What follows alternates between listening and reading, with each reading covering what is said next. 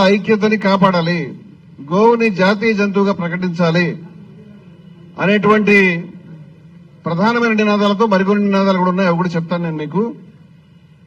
అటువంటి నినాదాలతో డిమాండ్లతో ఇక్కడ హిందుస్థానీ గౌరక్ష సమితి అనేటువంటి సంస్థని ఏర్పరచుకోవడం జరిగింది. ఆ విషయాన్ని ఇక్కడ ప్రకటిస్తున్నాం మేము. ఇక్కడ మిత్రులారా, ఇక్కడ 2 అబద్దాలని బద్దలుకొట్టడానికి మేము వచ్చాం.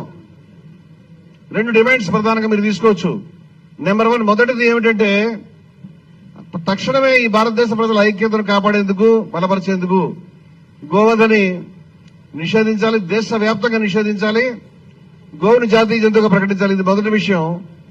రెండో విషయం మేమేం చెప్తున్నామంటే ఒక అబద్దాన్ని మేము బద్దలుకొట్టడానికి వచ్చాం. అదేమిటంటే హిందువులు గోవుని రక్షిస్తారు, ముస్లింలు గోవుని తినేస్తారు, భక్షిస్తారు అనేటువంటి పచ్చి అబద్దాన్ని ఇప్పటిదాకా మీరు ఏదైతే ప్రచారం చేస్తూ ఉన్నారో, దాడులు చేస్తూ ఉన్నారో, రక్తపాతానికి కారణమవుతూ ఉన్నారో, ఈ అబద్దాన్ని బద్దలుకొట్టడానికి ఇది అబద్దాన్ని చెప్పడానికి వచ్చాం ఇక్కడ మేము.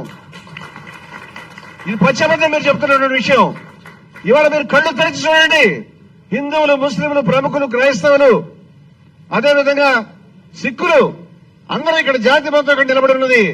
మేము చెప్తా ఉన్నాం, గోవధని అర్జెంట్ గా మీకు దేశం పైన ప్రేమ ఉంటే, సనాతన ధర్మం పైన, హిందూ మతం పైన ప్రేమ ఉంటే, మీరు ఇంతకాలం మీరు రాజకీయాలకు వాడుకున్నారు, ఇంతకాలం మీ విద్వేషాన్ని ప్రచారం చేయడానికి వాడుకున్నారు, ఇంతకాలం హత్యలు లేపడానికి వాడుకున్నారు, ఇంతకాలం హింసాకాండ గురించి వాడుకున్నారు. మీరు మీ నాటకం ఆఫ్ చేయండి. ఇవాళ దేశ ప్రజలంతా కూడా ముక్తకాండంతో మేము చెప్తూ ఉన్నాం. తక్షణమే మీరు గోవధను నిషేధించాలనేటువంటిది. ఇక్కడ నేను చెప్పదలుచుకున్న విషయాలు ఏమిటంటే, ఇవాళ హఠాత్తుగా ముస్లింస్ మేలుకోవడము, క్రైస్తవులు మేలుకోవడము జరిగి హఠాత్తుగా వచ్చి ఇక్కడ గోవుకు సంబంధించినటువంటి మాటలు మాట్లాడుతారని అనుకోవద్దు. మీరు చాలా పొరపాటు. దేశ చరిత్ర తెలియని వాళ్ళు, దేశ చరిత్రని మార్చిన వాళ్ళు, దేశ చరిత్ర విషయంలో అబద్దాలు చెప్తున్న వాళ్ళు మాత్రం ఈ మాటలు చెప్తారని చెప్తున్నాను నేను. ఎందుకంటే ఏ రోజు ఈ దేశంలో ముస్లింలు గోవుకు సంబంధించి హిందువులకు అడ్డంకిగా లేరండి. మొదటి ఒక విషయాన్ని నేను చెప్తాను మిత్రులారా, హిందూ మతంలో సైతం, నన్ను క్షమించాలి, నా వ్యక్తిగత అభిప్రాయం నేను ముందు పెడుతున్నాను. నేను ఏ మాట మాట్లాడినా దానికి సంబంధించిన సాధికారమైన ఆధారాలు చూపించగలిగిన మనిషిని. ఈ దేశంలో హిందూ మతంలో, సనాతన ధర్మంలో సైతం Hindus for plurality and equality సంస్థ యొక్క ప్రధాన కార్యదర్శి విషయాన్ని చెప్తున్నాను నేను. మేము 100 సభల్లో ఈ మాటలు మాట్లాడాం, 100 డిబేట్లలో నేను పాల్గొన్న ఆధారాలు చూపించాను. హిందూ మతంలో గోవుని తినకూడదు, గోవు దేవత, సర్వదేవత స్వరూపం అనేటువంటి భావన ఒక పరిణామ క్రమంలో ఎవల్యూషన్ లో వచ్చింది తప్పితే మొదటి నుంచి లేదు. మొట్టమొదట హిందూ మతంలో సైతం గోవధకు సంబంధించిన ఆధారాలు ఉన్నాయని మాకు తెలుసు. ఆ విషయం హిందూ మతం, సనాతన ధర్మమే ప్రపంచంలో ప్రతి మతం కూడా పరిణామ క్రమంలో మారుతూ ఉంటుంది, మాకు అభ్యంతరం లేదు. కానీ ఒకటి వాస్తవం ఏమిటంటే ఈరోజు కోట్ల మంది హిందువులు గోవును సర్వదేవత స్వరూపంగా, గోమాతగా చూస్తున్నారనేటువంటి వాస్తవం. అంచేత ప్రజల యొక్క సెంటిమెంట్ ని గౌరవించాలి. సెంటిమెంట్ కి ఎటువంటి లాజిక్ అవసరం లేదు. సెంటిమెంట్ కి మీకు ఎటువంటి దానికి సంబంధించిన తర్కం మాకు అవసరం లేదు. ప్రజలు కోరుకుంటున్నారు, ప్రజల యొక్క విశ్వాసం మీరు గౌరవించాలని చెప్తా ఉన్నాం మేము. అయితే దీనికి సంబంధించి ఈ దేశంలో ఇవాళ కాదు, అనేక 100 సంవత్సరాల నుంచి దీనికి సంబంధించి చర్చ ఉన్నదనే విషయాన్ని చెప్తున్నాను నేను. మీరందరూ తెలుసుకోవాల్సిన విషయాలు ఇవన్నీ కూడా ఇవాళ ఇక్కడ కాదు, ఎప్పుడో ఏనాటి నుంచో నేను చెప్తాను. భారతదేశ స్వతంత్రోద్యమంలో గాంధీజీ నాయకత్వంలో, అలాగే మౌలానా అబుల్ కలాం ఆజాద్, గఫార్ ఖాన్ నేతృత్వంలో, జవహర్లాల్ నెహ్రూ నేతృత్వంలో అనేక మంది హిందువులు, ముస్లింలు కోట్ల మంది వీధుల్లోకి వచ్చి బ్రిటిష్ పాలన కొలదోయడానికి పనిచేసినటువంటి రోజుల్లో, ఆ రోజు ముస్లింలు అందరూ కూడా సమిష్టిగా అనేక సందర్భాల్లో గోవధను డిమాండ్ చేస్తారనే విషయాన్ని మీరు దాచిపెడుతూ ఉన్నారు. ఈ విషయాన్ని మేము చెప్పదలుచుకున్నాం. గాంధీ గారిని ఒకసారి చూడండి, మన జాతిపిత, father of the nation Mahatma Gandhi. ఏ గాంధీనైతే ఇవాళ చరిత్ర మీరు రూపమాపదలుచుకున్నారో, ఏ గాంధీ గారి గురించి అయితే అబద్దాలు ప్రచారం చేస్తా ఉన్నారో, ఆ గాంధీ గారిని అక్కడ మౌలానా అబుల్ కలాం ఆజాద్ వారు పెట్టాం.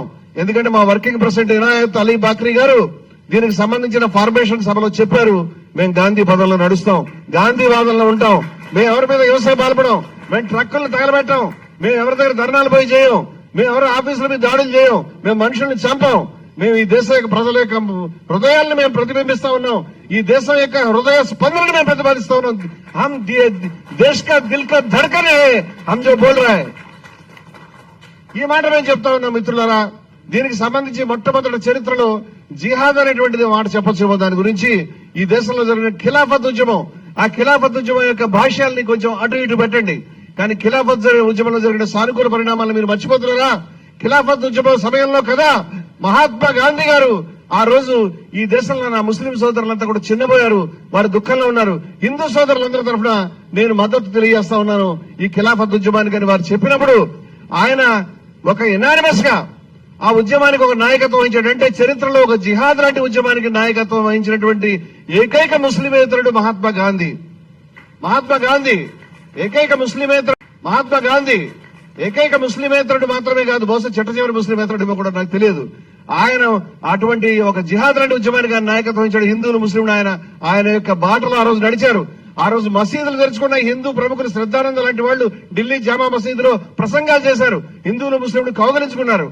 ఆ రోజు అడిగారు కదా మహాత్మా గాంధీని, అయ్యా మీరు ఖలీఫా ఉద్యమానికి ఖిలాఫత్ ఉద్యమానికి మద్దతు ఇస్తున్నారు, ముస్లింలని గోవధ ఆపు చేయమని చెప్పండి, షరతు పెట్టండి అని. మహాత్మా గాంధీ చెప్పాడు కదా, నేను ఎట్టి పరిస్థితుల్లో షరతు పెట్టరు, ఎందుకంటే ముస్లిం నా సోదరుడిని ప్రేమించే విషయంలో షరతులుంటాయా? తండ్రిని ప్రేమించే విషయంలో కండిషన్స్ ఉంటాయా? తల్లిని ప్రేమించే విషయంలో మనం ఏదైనా రూల్స్ అండ్ రెగ్యులేషన్స్ చెప్తామా? చెప్పమే. ఓ సోదరుడిని ప్రేమించడానికి నాకు ఎటువంటి షరతులు లేవు, సోదరుడిని నేను ప్రేమిస్తాను, సోదరుడు కనుక నాకు ఇష్టం నేను పనిచేస్తే సోదరుడిని నేను బ్రతిమాలుకుంటాను, సోదరుడిని కాళ్ళని పట్టుకుంటాను, కానీ సోదరుడి పైన నేను హింసకు పాల్పడను, సోదరుడిని నేను ఎట్టి పరిస్థితి ఒత్తిడి చేయను, సోదరుడికి షరతులు పెట్టరని చెప్పాడు. మరి మహాత్మా గాంధీ ఈ మాట చెప్పాడంటే మీలో చాలా మంది గాంధీ గారు అంతే కదా, ఆయన ముస్లింలను అపీజ్ చేశాడు కదా, మరి ముస్లింల పట్ల అలాగే వ్యవహరించాడు కదా అని. గాంధీ గారి ప్రేమ వ్యర్థంగా పోయిందా? గాంధీ గారు చెప్పినటువంటి ప్రేమ వ్యర్థంగా పోయిందని అడుగుతున్నాను. పోలేదే. ఆ రోజు 100 మంది ముస్లింస్ బయటకు వచ్చారే. ఆ రోజు ముస్లింలు గోవధ నిషేధించాలని చెప్పిన వాళ్ళు మౌలానా అబ్దుల్ బారీ కానివ్వండి, హకీం అజ్మల్ ఖాన్ కానివ్వండి, అలీ ప్రదర్శ షౌకత్ అలీ మహమ్మద్ అలీ కానివ్వండి, మౌలానా అహ్మద్ మదానీ కానివ్వండి, ఎంతమంది గురించి మీరు చరిత్రలో దాచిపెడతారని చెప్తున్నాను నేను. 1921లో సూఫీకి సంబంధించినటువంటి ఖ్వాజా నిజామీ అనేటువంటి ఒక మహాపురుషుడు ఆయన తరకే గావో ఖుషి 1921లో 100 ఏళ్లు దాటింది. ఆవు యొక్క వధను నిషేధించండి, గోహత్య నిషేధించండి, గోవు యొక్క వధ ఆపండి అని పుస్తకం రాసినటువంటి ముస్లింస్ ఉన్నారనే విషయం మీరు దాచిపెడతారు ఇప్పటిదాకా. ఆ పుస్తకాన్ని అవసరమైతే మీరు రీప్రింట్ చేస్తామని చెప్తున్నాను నేను. ఇది చరిత్ర, వాస్తవంగా గర్వకారణమైనటువంటి చరిత్ర. అంతేకాదు బొంబాయిలో ఆ రోజు బక్రీద్ జరుగుతూ ఉన్నప్పుడు ఆ రోజు 1921లో మియా ఖత్రీ గారు, మియా చౌతానీ గారు 100 ఇళ్లకి, ముస్లింల ఇళ్లకి తిరిగి, 1000 ఇళ్లకి తిరిగి వాళ్ళ దగ్గర పొరపాటున ఈ విషయం తెలియ కొనుక్కున్నటువంటి గోవులుంటే వాళ్ళని రిక్వెస్ట్ చేసి 100 ఆవులను తీసుకెళ్లి హిందువులకు అప్పగించినటువంటి చరిత్ర మనకు ఉంది. ఇది మన దేశ చరిత్ర అని చెప్తున్నాను నేను. ఇది భారతదేశ చరిత్ర. ఇది మహాత్మా గాంధీ గారి దగ్గర నుంచో లేకపోతే మౌలానా అబుల్ కలాం ఆజాద్ గారు అల్ హిలాల్ అనేటువంటి పత్రిక వారిది, తెలుసుకోని విషయాలని కూడా. మౌలానా అబుల్ కలాం ఆజాద్ గారు అల్ హిలాల్ అనేటువంటి పత్రికలో ఆయన ఎన్నో వ్యాసాలు రాసి ఉన్నాడు, ఆయన ఎంతో ప్రచారం చేసి ఉన్నాడు. ఆయన దేశవ్యాప్తంగా పేరున్నటువంటి ముస్లిం ఆయన మౌలానా వారు మహాపండితులు, వారు పార్సీ భాషలోను అరబీలో అన్నింటిలో పండితులు. ఆ మహానుభావుడు గోవధను నిషేధించండి, ఆ గోవధ నిషేధం చట్టపరంగా కాదు, ముస్లింల హృదయ పరివర్తన ద్వారా జరుగుతుంది, మేము ప్రేమ ద్వారా దాన్ని వదులుకుంటాము, మాకేం అభ్యంతరం లేదని చెప్పారు. నేను అనుకుంటున్నాను మా యొక్క ఇనాయత్ అల్ బక్రీ గారికి, మా యొక్క సూఫీ ఖైరుద్దీన్ సూఫీ మహానాయకులు వీళ్ళు, ఇటువంటి నాయకులకి మొట్టమొదటి మూల పురుషుడు మౌలానా అబుల్ కలాం ఆజాద్ ఏమో నేను వారు అంత స్పష్టంగా దాని గురించి ప్రచారం చేస్తున్నారనే విషయాన్ని, ఇవన్నీ చరిత్ర మనం చెప్పాలి. మేము సాహిత్యం తీసుకొస్తాం ఈ విషయంలో, ఎక్కడ ఎదురున్నప్పుడు మాట్లాడతాం, మీరు ఎక్కడ మాట్లాడమంటే అక్కడ మాట్లాడతామని చెప్తున్నాను నేను సవాల్ ఈ విషయం పైన. ఇది ఇంతే కాదు మిత్రులారా, ఇది మహాత్మా గాంధీ దగ్గర నుంచో మౌలానా అబుల్ కలాం ఆజాద్ దగ్గర నుంచో మరెవరో గఫార్ ఖాన్ దగ్గర నుంచి ప్రారంభమైనటువంటి ఉద్యమం కాదు. అంతకుముందు మొఘలుల పీరియడ్ లో మీరు బాబర్ని మనం నిందిస్తాం, బాబర్ కా ఔలాద్ అనేటువంటిది ఒక తిట్టుబాటుగా మీరు ప్రచారం చేస్తా ఉన్నారు. వాస్తవంగా బాబర్ ఒక విశిష్టమైనటువంటి వ్యక్తి. బాబర్ ఈ భారతదేశం తన దేశం అనుకోలేదు, నాకు తెలుసు ఆ విషయం. నేను బాబర్ని గౌరవిస్తాను, ఆయన అభిప్రాయాలు కూడా దాంతో మనకు తగాదలేదు.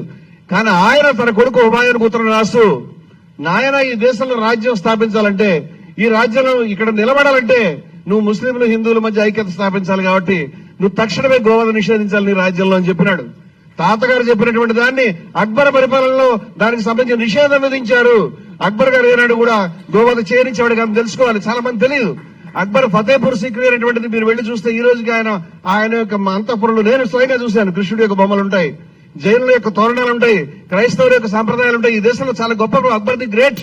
మీరు అంతా కూడా చరిత్రని మట్టి చేయదలుచుకుంటారు, మేము చేయలేము. అలాగే షాజహాన్ జహాంగీర్ పీరియడ్ దాకా కూడా గోవుకు సంబంధించి నియంత్రణలు జరిగినాయి, నిషేధాలు జరిగినాయి, కానీ సంపూర్ణంగా ఏ విధంగా కూడా గోవధని అలౌ చేయలేదనే విషయం మీ దృష్టికి తీసుకొస్తున్నాను. ఔరంగజేబు కాలంలో మాత్రం ఈ మార్పు జరిగింది. ఔరంగజేబు మతోన్మాది, వీ డోంట్ ఓన్ హిమ్. మతోన్మాదులు మీరు ఓన్ చేసుకోండి, కావాలంటే మేము ఓన్ చేసుకోం. ఔరంగజేబు మతోన్మాది, ఔరంగజేబు కాలంలో నష్టం జరిగిన మాట వాస్తవం. కానీ మళ్ళీ 1857 ప్రథమ భారత స్వతంత్ర సంగ్రామం, హిందువులు ముస్లింలు ఎందుకు ఉద్యమించారు మీకు తెలుసా? హిందువులు ముస్లింలు ఎందుకు ఉద్యమించారు మీకు తెలుసా? చెప్పండి. ఎందుకంటే తూటాలకి ఆవు కొవ్వు, పంది కొవ్వు పోస్తున్నారు.